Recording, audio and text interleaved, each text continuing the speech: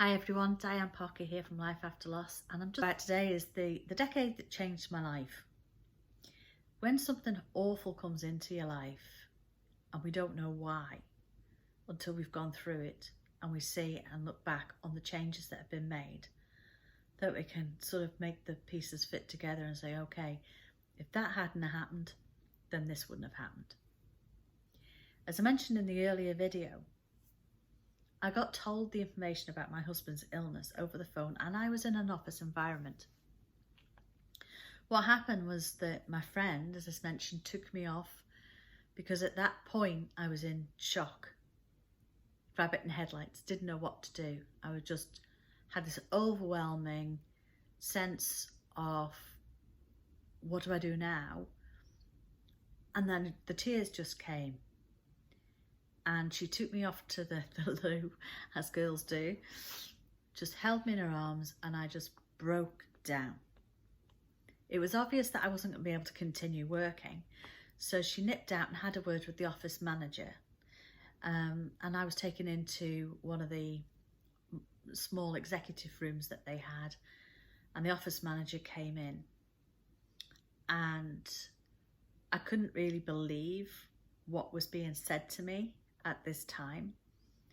My friend was sitting there with her arm around me, and this office manager comes in, and she had been widowed herself at an early age, because at this point, as I mentioned, I was in my 30th year, and I believe she was widowed at the age of 27. And she said to me, "Don't worry, you're young enough to marry again." I mean, my husband wasn't even dead, and she was coming out with that. So that was a bit of a shock, and it's what I call, now I know what I do, it's called a break state, because in that moment I stopped crying and grieving because I was flipping annoyed. I was so angry at what she had just said, and I just looked to my friend with like complete and utter disbelief about what she had just come out with. My friend was equally as shocked and looking back at me thinking, oh no. She said to her, "I think it's time she went home." And initially that's what I did. I just got up and I left and I went home. Now, there's a few things around all of that we teach you with the grief recovery method. I mean, one of them there is comparing.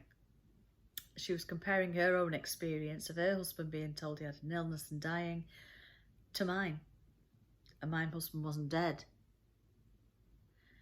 All right, it was extremely bad news, but you know, the thing is, people only say what they know to say.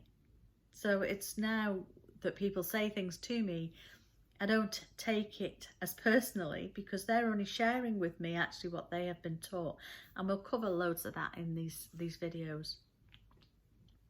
But it really did give me a shock. And then, as I mentioned, going on from that, fine, but then I found out I was pregnant at the same time. And I'm now sitting thinking I've got 2 small children, potentially an ill husband, and I'm pregnant. Okay. So as you can imagine, I was all over the place with all of this. The stress that I was under at that time was unbelievable. I didn't at that time know about boundaries, how to set them down, and how to disassociate and associate from different experiences. And so it was all part of my learning journey. But there's one thing I did do, is I sat there and I thought to myself, I don't want to be in this office anymore.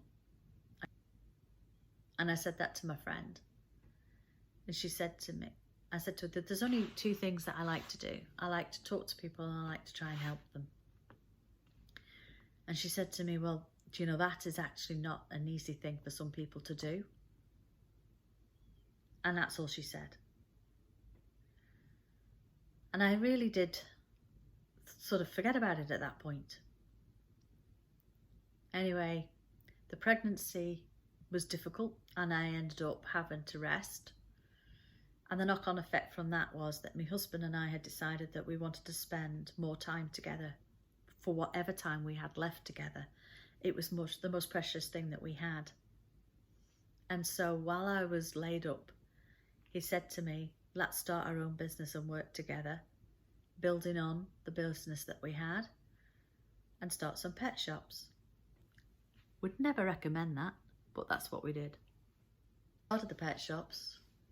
We worked hard at it, but what happened was that we ended up just passing each other as we were flying, because at this point we had 2 pet shops, because, you know, one's not good enough, we need 2. Anyway, that in itself taught me an awful lot more about business, running a business, instead of working in somebody else's business and just picking up your paycheck. The effort and energy that that takes to create your business, and dealing with staff.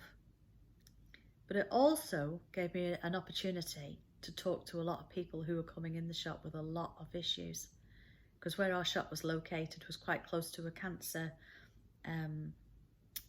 hospice, and so we had a lot of people coming in who would either visit patients or the patients themselves. Sometimes they would nip into our shop and use the toilet. So I got to talk to an awful lot of people, but I also started to read body language a lot more. You'd have the mum that would come running in, grabbing something for the animal before they pick up their kids from school. You could read them, and a member of staff was trained to be right at the door with a basket saying, what do you need, and helping her find it so that she could be in and out. We had the ones that would come in for nutritional information and receive it, and then we had the ones that weren't interested. They just wanted to see what was the cheapest option for their pet, and they would go. But all of that was me starting to learn how to read people a lot more than I had done before. So everything that I was going through, though it was difficult and stressful, it was very, very useful when the pregnancy left to let that out and to grieve it, and to help me understand that I could no longer stand there and take on everybody's issues that were coming through the door. That I too had to learn how to put boundaries in place of that. Now, there's 2 methods that she taught me. Well, she taught me one actually, the other one I teach my clients. If you have somebody that's in a really good place, and then they have a friend come up to them who's full of the woes, and they dump everything onto your shoulders, you're thinking, what bus has just ran over me? I was in a good mood until I had that conversation with that person. And that's because you had taken on and absorbed the information that they were telling you. So my top tip to leave you with today is to practice these exercises. When you've got a friend who's with you that is starting to offload stuff that you're not ready to take, imagine you've got a cape on. Actually put your cape on. So your head's out and you're listening. And if you can help them with anything, you will do. And if not, you'll pass them on to somebody who can help. But you're protecting your heart. Sometimes things that are coming are very, very big. And I teach my clients to put themselves in a bubble. So all the stuff that is coming to them is just banging on the outside of the bubble. But they're protecting themselves. Now, in NLP terms, we call this a way of learning to respond to things rather than react. So if you're sitting there taking on everybody's information, then you're actually starting to react to that information. And if you get into that with somebody else, then you're not going to be in a fit state to help them going forward. So if you learn to take that step back, take a nice deep breath if you need to, put yourself in your cape or your bubble, you're now in a place to respond to people. And from that place, you'll be able to see what more you can do to help them, what options are available for them, or indeed yourself. If it's an emotional issue you're going through right now, you might need to take a step back. The more you practice this, is the easier it will become that when even a family member is having a go at you, because they're upset or that they're just reacting and they're just letting it, you're not going in the same space as them. It is okay to say, no, that's enough, because that's a boundary. Okay? It's okay for you to start putting these things into these compartments and boundarying stuff. And that's what I had to do with the shop. I had to leave the stuff in the shop at the shop. When I came home, I had to, in my head, say, right, this is my family time, and be present for my family time and not worry about what was going on in the shop. At the time, the office that we had for the shop was right outside our bedroom door.